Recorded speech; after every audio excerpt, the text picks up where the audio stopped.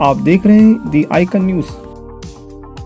UP के बहराइच अंतर्गत अगैया में केंद्रीय विद्यालय 59वीं वाहिनी एसएसबी नानपारा के द्वारा श्री कृपाराम जन जागृति हाई स्कूल में राष्ट्रीय शिक्षा नीति 2020 की तीसरी वर्षगांठ के उपलक्ष्य में एक प्रेस वार्ता आयोजित हुई, जिसमें राष्ट्रीय शिक्षा नीति के मुख्य बिंदुओं एवं उपलब्धियों के बारे में विस्तृत चर्चा हुई। इस दौरान नवोदय विद्यालय कीर्तनपुर बहराइच के प्राचार्य मनोज कुमार पांडे, केंद्रीय विद्यालय एसएसबी 59वीं वाहिनी के प्राचार्य मुकेश कुमार सिंह, शहादत इंटर कॉलेज नानपारा के प्राचार्य डॉक्टर अरविंद कुमार मिश्रा, कृपाराम जन जागृति हाई स्कूल के प्राचार्य कृपाराम गुप्ता, प्रबंधक मनोज कुमार गुप्ता, रामप्यारे इंटर कॉलेज के प्राचार्य रविंद्र शर्मा, समाजसेवी धर्मेंद्र कांत श्रीवास्तव आदि मौजूद रहे। प्रेस वार्ता के बाद विद्यालय प्रांगण में वृक्षारोपण कार्यक्रम का भी आयोजन कर लोगों से अधिक पौधों का रोपण करने की अपील की गई। नवोदय विद्यालय जो हमारा जो कंसेप्ट था, जो इसको प्रारंभ किया गया था, तो इसलिए किया गया था कि ऐसे बच्चे गांव के विशेषकर वातावरण में हैं जो बहुत टैलेंटेड है, बहुत प्रतिभाशाली है, लेकिन उनके घर में आर्थिक रूप से वो इतने संपन्न नहीं है या भौतिक रूप से ऐसी परिस्थिति में नहीं है कि वो बाहर के पब्लिक स्कूल में कहीं अंग्रेजी मीडियम स्कूल में पढ़ सके। तो फिर ऐसी प्रतिभाएं हमारे देश की वो ठीक से उनका सदुपयोग भारत की धारा में हो नहीं रहा था, तो मुख्य धारा में आ नहीं पा रहे थे। तो नरसिम्हा राजू के समय में स्वर्गीय राजीव गांधी जी प्रधानमंत्री थे, उस समय में ये प्रारंभ किया गया 86-87 में, 1986-87 में। तो इसमें मुख्य रूप से एक परीक्षा ली जाती है, प्रवेश परीक्षा, जिसको पहले एनसीईआरटी लेती थी, अब सीबीएसई लेती है।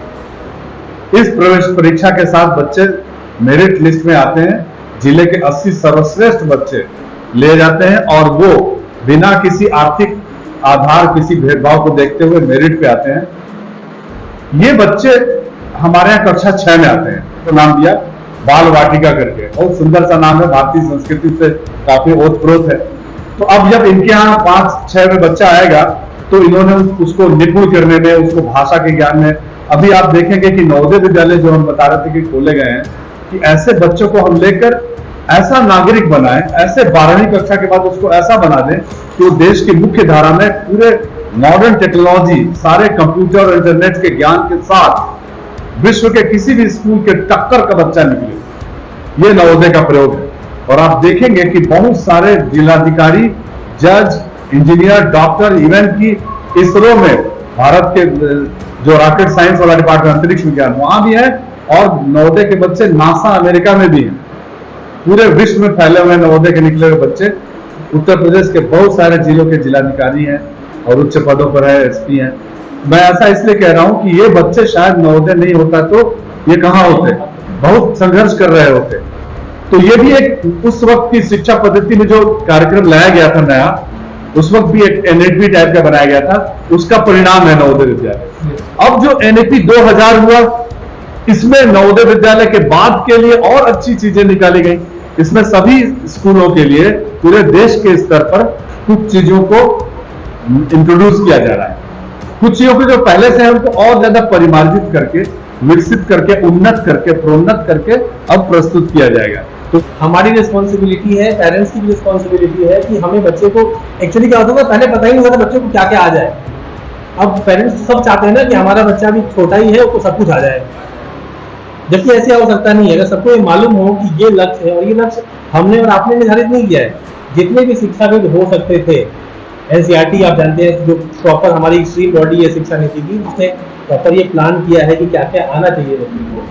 तो ये सारी बातें उसमें बताई गई हैं। इवन हिंदी के लिए बताया गया कि हिंदी में बच्चे को कितने अक्षर के साथ पढ़ने आ जाने चाहिए, वैसे ही इंग्लिश में वो क्या क्या सीख जाए, और धीरे धीरे ऐसे ही इसको ग्रेजुअली बढ़ाया गया है। फर्स्ट में बताया गया, फिर सेकंड में बढ़ाया गया। अभी अब मैं अगर मौका मिलेगा आप लोगों का जरूर अपने स्कूल भी आमंत्रित करूंगा, तो आप लोग देखेंगे कि वहाँ पे क्लास में, हर क्लास में ये बैनर बना के लगा हुआ है कि क्लास 1 में बच्चे को इतना आना चाहिए, ताकि बच्चे को भी पता रहे और टीचर को भी पता रहे और पेरेंट्स को भी पता रहे कि हाँ हमारे बच्चे को इतना अगर आ रहा है तो ठीक है, अगर नहीं आ रहा है तो दिक्कत। साथ ही साथ क्या है, देखिए अभी तक क्या होता है कि क्लास 1 में बच्चा डायरेक्टली आ गया। अब सोचिए, जनरली हम सब एडमिशन लेते हैं, राइट टू एजुकेशन वाले बच्चे भी एडमिट करते हैं। हमारे पास ऐसे बच्चे भी आते हैं जो सीधा क्लास फर्स्ट में लैंड करते हैं डायरेक्ट, इसके पहले वो कभी स्कूल गए ही नहीं। अब सोचिए, जो बच्चा नर्सरी, एलकेजी, यूकेजी पढ़ के आ रहा है और जो बच्चा सीधा 1 में आया है, उनमें मानसिक स्तर में कितना अलग समझ में कैसे आएंगी चीजें। तो उसके लिए केंद्रीय विद्यालय क्या करता है, और ये शिक्षा नीति में ही बताया गया है कि जब बच्चा क्लास फर्स्ट में आए तो उसको 3 महीने का विद्या प्रवेश कार्यक्रम चलाना, उसको बोलते हैं स्कूल रेडीनेस प्रोग्राम।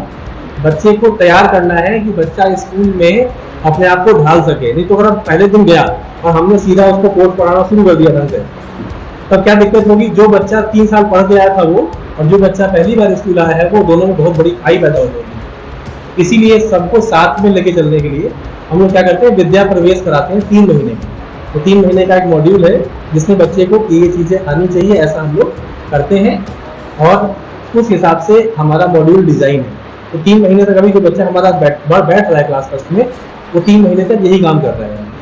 अभी सरकार ने विचार किया है और काफी कुछ सशक्त कदम उठाया है, जो निपुण कार्यक्रम के माध्यम से और दीक्षा कार्यक्रम के माध्यम से ई पोर्टल चलाया है उन्होंने, उसके माध्यम से, और एक प्रबोधन कार्यशाला का माध्यमिक शिक्षा ने आयोजन शुरू किया है, उसका भी निकाला है। उसमें काफी कुछ गाइडलाइंस दी गई हैं और हम लोग उसको पढ़ करके उस हिसाब से नवाचार के माध्यम से शिक्षा प्रदान करते हैं।